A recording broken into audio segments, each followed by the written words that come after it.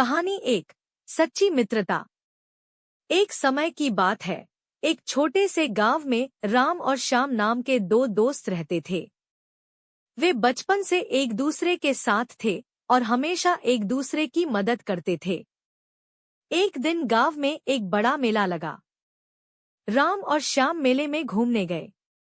मेले में खेल खिलौने, मिठाइयाँ और कई रोचक चीजें थी। वे दोनों अलग अलग चीजों को देखते हुए मेले में घूमने लगे। राम को एक सुंदर पतंग दिखी और उसने सोचा कि इसे खरीद ले, लेकिन उसके पास पैसे नहीं थे। श्याम ने अपनी मिठाई के पैसे राम को दे दिए ताकि वह पतंग खरीद सके। राम ने पतंग खरीदी और दोनों मिलकर पतंग उड़ाने लगे। श्याम की मिठाई की चाहत छूट गई, लेकिन उसे खुशी मिली कि उसके दोस्त राम की इच्छा पूरी हो गई। यह देखकर गांव के लोग कहने लगे, सच्ची मित्रता ऐसे ही होती है, जो खुशी की परवाह किए बिना एक दूसरे की मदद करती है।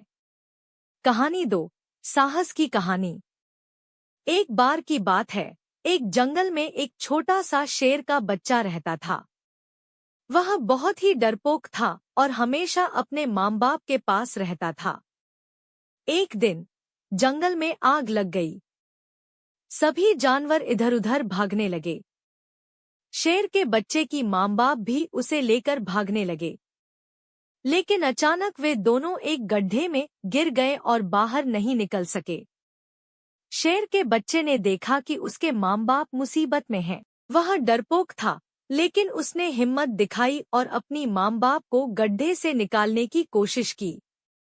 उसने अपनी छोटी सी ताकत का इस्तेमाल किया और धीरे धीरे गड्ढे के किनारे मिट्टी फेंकने लगा।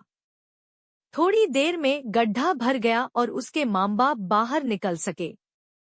शेर का बच्चा डरपोक होते हुए भी अपने साहस के कारण अपने माता पिता की जान बचा सका। इस कहानी से यह सीख मिलती है कि कभी कभी हमारे भीतर की ताकत और हिम्मत बड़ी से बड़ी मुसीबत का सामना कर सकती है।